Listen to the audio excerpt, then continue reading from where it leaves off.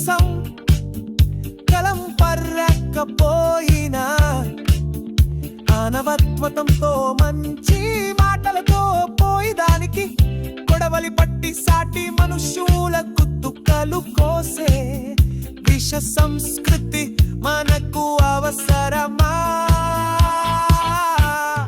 వర్షపాతం లేని చోట రక్తపాతం అవసరమా?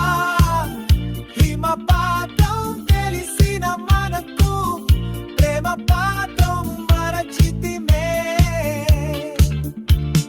చెట్లను పెంచే మంచి మనసున్న మనుజులకే ప్రాణం విలువ తెలియనులే. మనసులేని మనుషులే సైకోలయ్యా.